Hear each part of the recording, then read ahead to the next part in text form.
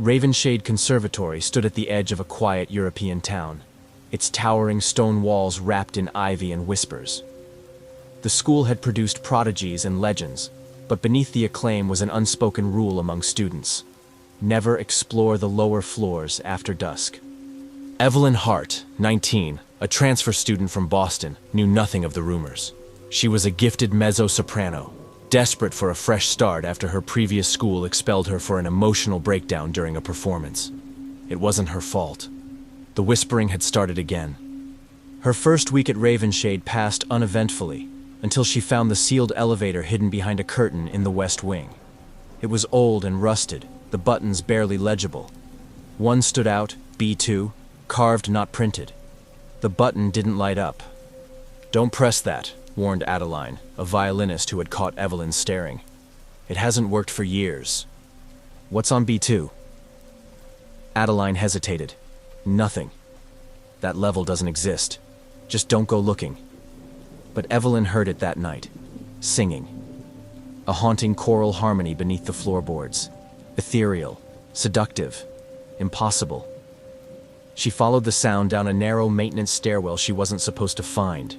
The melody drew her. The descent felt endless. Evelyn reached a heavy iron door marked "Do Not Enter." The singing grew clearer, dozens of voices in perfect harmony. A chorus more beautiful than anything she'd heard. She opened the door. The room was vast, like an abandoned concert hall carved out of stone. Candles lit themselves along the walls. In the center, a conductor's podium faced rows of ancient music stands, all empty. Yet the music continued. Evelyn stood frozen, heart racing. Then, silence. The air thickened. A dusty sheet of music lay on the conductor's stand, titled simply, "The Final Note." She touched it. Her ears rang violently. Her vision dimmed. And for a moment, she saw them. Pale faces, hollow eyes, standing where the choir would be. Then it all vanished. The room empty again. The sheet gone. The next morning, Evelyn performed during class, her voice unlike anything the faculty had heard. Rich, dark, possessed with sorrow. "Where did you learn that technique?" asked Maestro Lawrence, eyes wide. Evelyn couldn't answer. She hadn't been singing alone. At night, the melody returned. It whispered her name, called her deeper. Her dreams were filled with stone corridors and ghostly choruses. She stopped attending classes, locked herself in the old practice rooms, singing day and night. Other students noticed. Evelyn's voice was changing. It no longer sounded human. Adeline tried to intervene. "Evelyn, you need to stop. You've changed." "I've found something," Evelyn replied, her eyes vacant. "They chose me." That night, Adeline followed her. She saw Evelyn enter the west wing, disappear behind the curtain. She never came out. Adeline descended the same stairwell and found the door to B2 wide open. The hall inside glowed dimly. She crept in, then froze. Evelyn stood at the conductor's podium, arms raised. Around her stood the choir, students, dozens. Some looked familiar, missing posters on campus. Others were skeletal, rotted, their mouths open in eternal song. Evelyn's mouth moved, but her voice was layered. Hundreds of voices sang through her. Adeline screamed. The song paused. Evelyn looked at her. One voice isn't enough. It never was. Adeline ran. She reached the surface, gasping, but the moment she tried to tell someone, her voice vanished. Literally, no sound, just breath. Weeks passed. Evelyn was listed as on leave. Adeline never spoke again, but someone else was listening. Julian, a reclusive cellist with a history of obsessive behavior, had grown curious.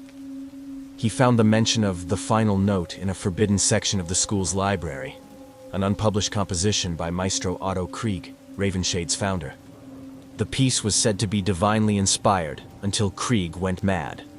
His entire final choir disappeared during its debut performance in 1894. The note was never completed.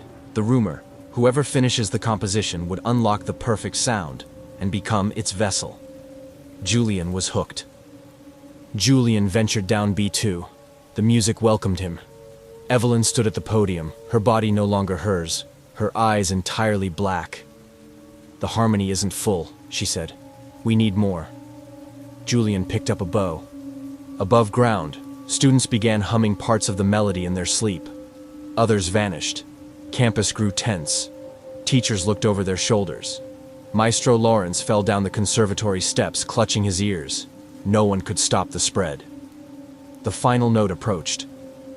Winter snow buried the school. Communication with the outside world stopped. In the great underground hall, Evelyn lifted her hand.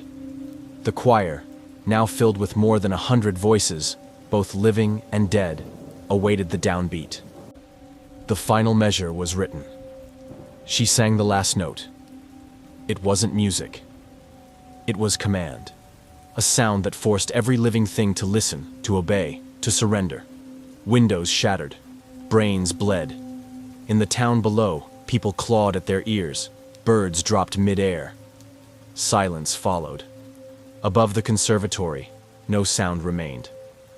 Months later, a government team investigated the sudden blackout at Ravenshade. What they found was chilling. A conservatory frozen in time. Empty dorms. Sheet music scattered like leaves. A stairwell leading to B2, now collapsed. Dozens of unmarked graves nearby. Inside the concert hall below, only one item remained. A single sheet of music on the podium. The final note. It was now complete. No one dared play it.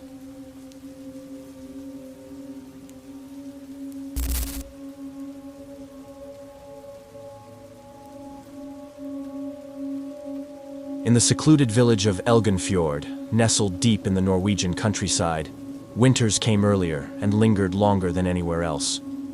Every year, as October faded, a thick, unnatural fog rolled into the valley, dense, silent, and cold as the grave. The villagers feared the fog, not because of superstition, but because it always took something. Each year, on the first night the fog arrived, one child would vanish. No screams, no sounds, no trace, just gone. For the last 23 years, it had happened without fail. This year, it was 6-year-old Ingrid Nyborg. She had been playing in the yard, chasing her wooden horse through the morning frost. Her mother turned away to stir soup on the stove. When she looked back, Ingrid was no longer there. Only a small footprint led into the fog, then stopped. The townspeople gathered, as they always did, outside the little chapel, where the missing child's name was etched into a black stone obelisk. The fog list, they called it. And like every year, no one dared enter the fog after the vanishing. They believed the mist was hollow, empty of air, empty of time, empty of God. Erik Dahl was not from Elginfjord. He was a photojournalist from Oslo, skeptical, confident, and eager to win an award with a story no one else dared pursue. He had read the rumors about the fog curse in a conspiracy forum. Children disappearing, village silence, mass denial. He arrived a week after Ingrid vanished. Despite the cold welcome, Erik secured a room in the only inn, run by an old woman named Signe. She told him bluntly, "Stay inside after dark, and don't speak to the fog." He scoffed at that. Erik began interviewing the villagers. Most refused to speak. The few who did, like the town's pastor and a retired schoolteacher, only gave him vague warnings. The fog is not of this world. Others just closed their doors at the mention of it. Frustrated, Erik decided to see the fog for himself. On the third night of his stay, Erik ventured out just before midnight. Fog had blanketed the valley like a tomb. He brought his camera, flashlight, and a voice recorder. At first, it was silent, deathly so. His flashlight beam hit only white nothingness. He moved slowly, calling out softly, "Ingrid!" Then came the whispers. Faint, childlike, echoing from nowhere and everywhere at once. Erik stopped. He turned on his recorder. The whispers were not in Norwegian, or any language he recognized. Then he heard footsteps behind him, light, like those of a child. He turned quickly. No one. He moved deeper. Suddenly his flashlight flickered, then went dead. The temperature dropped drastically. His breath came out in thick puffs. Then from the fog, a shadow appeared. A small figure, child-sized. "Ingrid?" he whispered. The figure stepped forward slowly. Its face was pale. Its eyes were empty, black voids. It opened its mouth, and fog spilled out. Eric screamed and ran. He made it back to the inn, shivering, his skin pale, frostbitten despite wearing thermal gear. Sina was waiting by the door. She didn't scold him. She just handed him a mug of hot milk and whispered, "Now you've seen one." The next morning, Eric reviewed his recordings. The tape caught everything. The footsteps, the whispers, even a short clip of the fog forming into shapes, twisted limbs, faces, and mouths.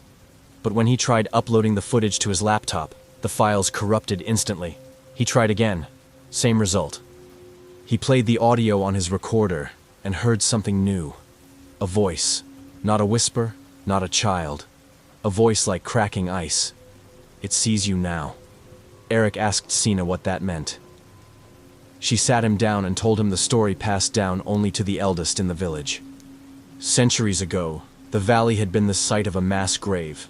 Hundreds of children sacrificed by a fanatical sect during a plague, believing it would appease death itself. The ritual opened something, a hollow space between worlds. When the fog came, it was not weather. It was the breath of that space, creeping through the thin places. Each child taken since was a debt owed. The fog children, as the elders called them, were trapped between death and something worse. And when someone from the outside saw them, the debt tried to claim them too. "You should leave," Sina said. "Tonight." But Eric had other plans. That evening, Eric stood at the edge of the fog, camera on his chest, voice recorder live. He'd come to uncover truth, and now he would prove it. He stepped into the fog one last time. The silence was heavier now, thicker. Even time felt slower. But he kept walking, whispering, "Ingrid, show me." She did. One by one, shapes emerged in the fog. Dozens of children, pale, floating, eyes black, limbs twitching. Eric snapped photo after photo. Some began to move toward him. The whispers grew louder, now screaming. Then a new figure appeared behind them all, towering, faceless, a hollow shadow of bone and mist. The children parted, bowing their heads to it. It reached out an arm of vapor toward Eric. He ran, but the fog moved with him, inside his lungs, inside his eyes. His camera fell. His recorder stopped. At dawn, the villagers found his backpack outside the chapel. Inside was a photo, blurry, frost-stained. It showed dozens of faces in the fog. At the center was Eric. His name was carved into the obelisk that morning. A week later, a new journalist read about Eric's disappearance. She booked a room at the same inn in Elginfjord. Outside, the fog was rolling in again.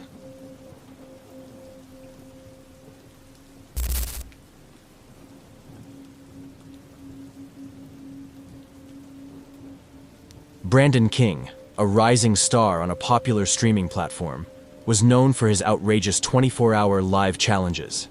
From haunted dollhouses to abandoned zoos, he'd seen it all, until his viewers demanded something real. So when a fan emailed him about a house that had never been sold, never been renovated, and never had its murders solved, Brandon knew he had struck content gold. He called it Deadstream, 24 hours alone in the murder house. The house was located in rural Oregon, isolated, crumbling, and drenched in the kind of silence that felt too deliberate. The stream began at 6 p.m. Brandon walked through the creaky front door, GoPro on his chest, phone streaming to over 300,000 live viewers. "All right, Deadstreamers, this place smells like sadness and wet socks. Let's make it our home." He gave a casual tour. The living room still had bloodstains under the rug. The kitchen had moldy dishes fused with the sink. The upstairs bedroom had the outline of a body etched in chalk. In chat, fans begged him to explore the basement, but Brandon saved it for later. At 2 a.m., something changed. One user 1976, commented, "You were sitting in my spot." Brandon laughed it off. Trolls were common. Then it appeared again. "Get up. That's where I died." Brandon's phone glitched. For a split second, the stream turned black.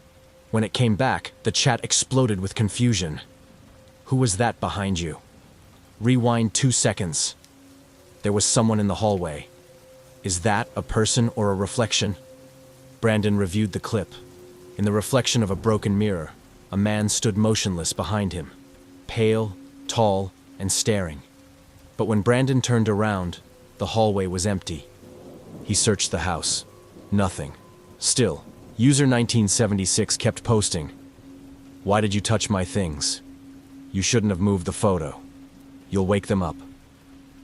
A chill ran through Brandon. He had touched a cracked photo frame in the living room earlier, showing a man with hollow eyes standing next to 3 children. All their eyes were scratched out. Chat demanded, "Basement! Basement!"